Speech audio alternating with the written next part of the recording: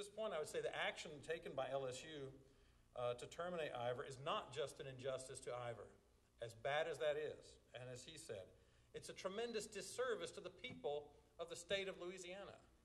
This man is our lead scientist who has worked to help protect and save lives and protect property, and the university has deemed that that's unimportant.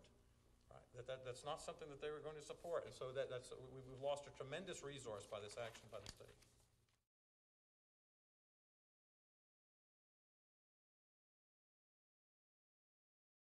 For university policy, I'm required to state that the views given here are my personal opinions and not necessarily those of my colleagues or the university, in case that wouldn't be obvious. I met Dr. Van Heerden on a plane to Honduras. It was shortly after the devastating Hurricane Mitch in 1998 that killed over 11,000 people and totally devastated that country and its infrastructure. We were members of an official LSU team sent there to investigate how can we, the expertise that we have within the larger group of scientists and engineers at Louisiana State University, how can we help this country rebuild and to prevent and reduce the future for potential losses in Honduras. And it comes to, we started talking and discussing that we had both had bigger ideas. I said, well, it's not just about Honduras and this group that the university put together to look at issues there, but there's so much expertise on the LSU campus in science and engineering and physics and social sciences and all these different areas that we both had these ideas. We need to try to get these folks together and pull together a big interdisciplinary team that could really study these very complex problems. And thus the Hurricane Center was born, as Ivor told you. Ivor was responsible for many of the Hurricane Center's most important successes. As he mentioned, he led a team of about 20 scientists and engineers and medical doctors that founded a multi-million-dollar research center to study the public health impacts of hurricanes. And the work that center was doing was well underway when Katrina hit and had tremendous impact, positive impact on our response there. Ivor helped found the LSU's successful disaster science and management academic program that's training our next generation of technology-savvy emergency management and disaster response personnel. He actually developed and taught the very first courses offered by the academic program. He's been one of the most successful faculty members since joining engineering in obtaining competitive research funding grants of over several $1 million of competitive research funding. As he talked about as a university, as a three-legged stool, our colleagues were, obviously we teach classes, we advise graduate students, we're conducting research, we publish our findings in journal papers and conferences, and that's what a professor typically does.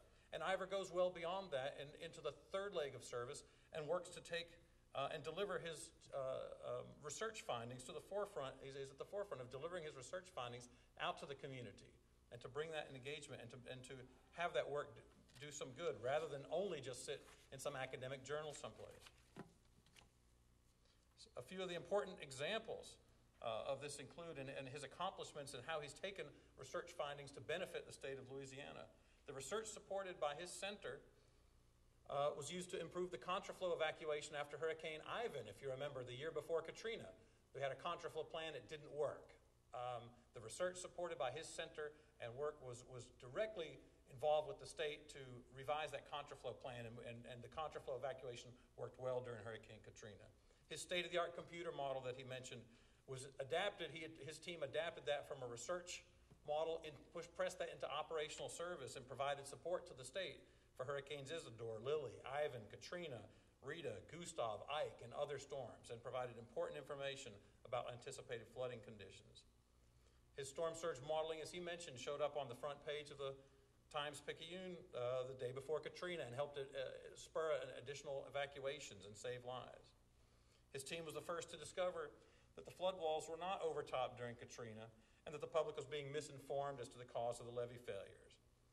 He was appointed, as he mentioned, by the Louisiana Department of Transportation Development to head the forensic investigation of the levee system, and his Team Louisiana report provided critical and independent analysis of the cause of the failure of the flood protection system.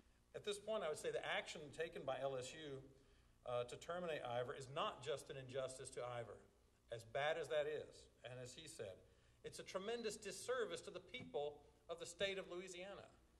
This man is our lead scientist who has worked to help protect and save lives and protect property, and the university has deemed that that's unimportant. Right? That's not something that they were going to support, and so we've lost a tremendous resource by this action by the state. In conclusion, I'd like to say if you kind of think about this in a different perspective, in most Hollywood disaster movies, you'll start out the leading character is some kind of a workaholic scientist usually who understands this impending disaster that no one else really sees. He battles against overwhelming odds and skeptical colleagues, petty bureaucrats, and he battles against all of this to try and get the message out or find some solution to the problem. And this work is done at tremendous personal cost, requiring tests of courage and sacrifice on the part of that scientist who hopefully and ultimately is eventually recognized for his heroic efforts. And I'd like to just say I stand here today next to Louisiana's real-life disaster scientist and hero, my friend and colleague, Dr. Ivor Van Heerden.